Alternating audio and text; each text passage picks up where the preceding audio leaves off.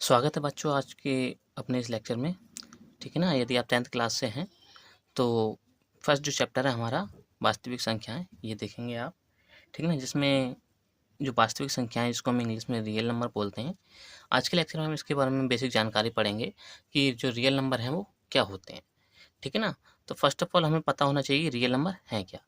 ठीक है ना। तो जो वास्तविक संख्याएं हैं, है ना, वास्तविक संख्याएं, ठीक है ना, ये कैसी संख्याएं होती हैं, ठीक है ना, जिनको हम बोलते हैं रियल नंबर।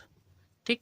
तो जो वास्तविक संख्याएं होती हैं ऐसी संख्याएं होती हैं जो संख्या रेखा पर क्या होती हैं, पाई जाती हैं। कहाँ पे पाई जाती हैं? संख्या रेखा पर। जो भी नंबर हुए, ठीक है ना, A to Z हमारे पास में, ठीक, जितने भी हम काउंट पढ़ेंगे नंबर 0 से लेके इन्फिनिटी तक, ठीक है ना, चाहे वो पॉजिटिव के हुए या फिर नेगेटिव के हुए, ठीक है ना, यदि वो संख्या रेखा पर पाए जाते हैं तो वो सभी के सभी कैसे कहलाएंगे? वास्तविक संख्याएं कहलाएंगी। ठीक है ना। अब जो वास्तविक संख्याएं, इसके कितने प्रकार होते हैं वो देख लेते हैं हम। तो जो वास्तविक संख्याएं होती हैं, वास्तविक संख्या दो प्रकार की होती हैं। ठीक है ना। इसमें दो चीजें कंबाइंड होती हैं। कौन सी? फर्स्ट आती है परिमेय संख्या एंड सेकंड में चलती है हमारी अपरिमेय संख्या। ठीक है ना। सबसे पहले हम देखेंगे परिमेय संख्या क्या होती है। तो परिमेय संख्या ऐसी संख्याएं होती हैं, मान लीजिए कोई संख्या हमारे पास Z है, ठीक है, जिसको हम P/Q के रूप में लिख सकते हैं। ये हमारी क्या है? परिमेय संख्या है। ठीक है ना। और अपरिमेय संख्या क्या है? कोई हमारे पास में Z है कोई संख्या, ठीक है ना, जिसको हम P/Q के रूप में नहीं लिख सकते। ठीक है ना। बट इन दोनों में कॉमन क्या रहता है? जो Q होगा, Q is not equal to 0 होगा। ठीक है। तो ऐसी संख्याओं का हम क्या बोलेंगे? परिमेय संख्या। कैसी होंगी? जिसको P/Q के रूप में लिखा जा सकता है, जो एक संख्या होगी। ठीक ना। और अपरिमेय संख्या कैसी होंगी? जिसको P/Q के रूप में नहीं लिखा जा सकता, जो कि एक संख्या होगी। ठीक है ना। जबकि ये दोनों ही संख्याएं क्या होंगी? संख्या रेखा पर पाई जाएंगी। ठीक है ना। अब इसके प्रकार देख लेते हैं, जो वास्तविक संख्याओं के प्रकार हैं। ठीक है ना। वास्तविक संख्या के प्रकार, तो इसके प्रकार में कई सारी संख्याएं कंबाइंड होती हैं, लेकिन हमारे लिए वही पढ़ना है जो हमारे लिए 10th क्लास से रिलेटेड है और इम्पोर्टेंट है पेपर की दृष्टि से। ठीक है ना। तो फर्स्ट ऑफ ऑल हम पढ़ते हैं इसमें प्राकृतिक संख्या, जिसको हम बोलते हैं नेचुरल नंबर। ठीक है ना। Natural number.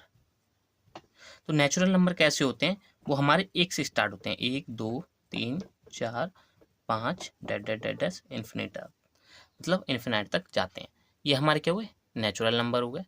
ठीक है ना। इसके बाद आते हैं हमारे पास में सेकंड में होल नंबर, जिसको हम बोलते हैं पूर्ण संख्याएं। पूर्ण संख्या, जिसको हम बोलते हैं होल नंबर। ठीक है ना। होल नंबर में हमारे पास कहाँ से स्टार्ट होता है? ये 0 से 1 2 and 3 and 4 and 5 and 6 that dash infinity तक। ठीक है ना। तो ये होगा हमारे क्या? Whole number. देन इसके बाद जो हमारे पास में अगले चलते हैं वो हमारे आते हैं क्या? पूर्णांक, थर्ड में। ठीक। पूर्णांक संख्याएं क्या होती हैं? पूर्णांक संख्या, पूर्णांक संख्या ऐसी संख्या होती है जो पॉजिटिव की भी वैल्यू दिखाती हो और नेगेटिव की भी वैल्यू दिखाती हो। इसमें हम बोल सकते हैं कि 0 के राइट साइड इस तरफ की ओर, इस तरफ की सारी जो वैल्यू होंगी पॉजिटिव की, जैसे 1 2 3 4 5 डैट डैट इन्फिनिटी तक, और यहाँ पे -1 -2 -3 -4 डैट डैट इन्फिनिटी तक। ठीक है। तो ये ऐसी संख्याएं, इनको हम बोलते हैं क्या? पूर्णांक संख्याएं। ठीक है ना। अब ये भी दो प्रकार की होती है। कौन सी? यदि ये हमारे पास में 0 से इस साइड आएंगे ये वाली, तो ये कैसे होंगे? धनात्मक पूर्णांक होंगे, धनात्मक इंटीजर। ठीक है ना। और ये कैसे कहलाएंगे? ऋणात्मक इंटीजर। ठीक है ना। देन इसके बाद हम देखते हैं आगे सम संख्याएं,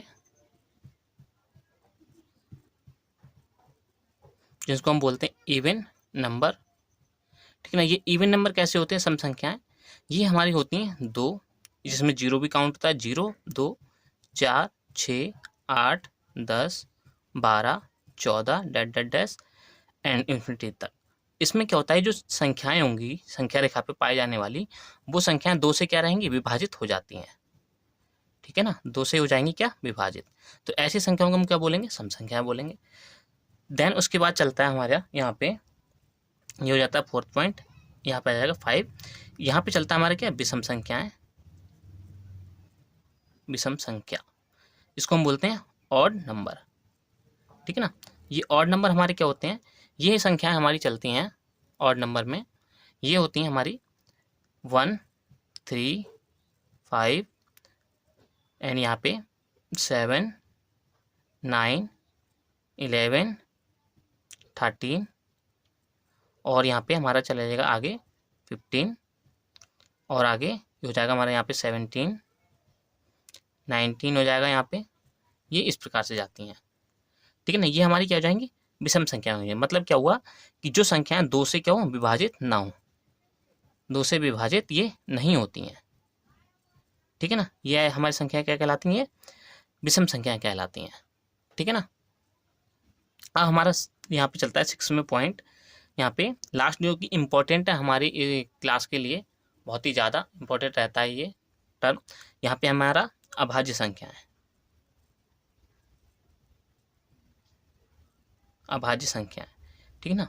ये जो अभाज्य संख्या होती है इनकी बहुत ही ज़्यादा इंपॉर्टेंस रहती है हमारी इस चैप्टर में, और जो हमारी 10th क्लास है, ठीक है ना, उसमें भी पढ़ने के लिए, ठीक है। तो अभाज्य संख्याएं कौन कौन सी होती हैं, ऐसी संख्याएं जिनके केवल 2 ही गुणनखंड हो, कैसे हो 2 गुणनखंड हो, ठीक है ना। गुणनखंड के बारे में पढ़ेंगे, लेकिन इसमें केवल होगा केवल क्या होता है 2 ही गुणनखंड होते हैं ऐसी संख्याओं के, ठीक है ना। वो संख्याएं क्या कहलाती हैं, हमारी अभाज्य संख्याएं कहलाती हैं, ठीक है ना। जैसे 1, 2, 3, 5, 7, 11, 13, 17, 19, 23, 29, 31 डैश, ठीक है। तो ये हमारी संख्या क्या कहलाएंगी, अभाज्य संख्याएं कहलाएंगी, ठीक है ना।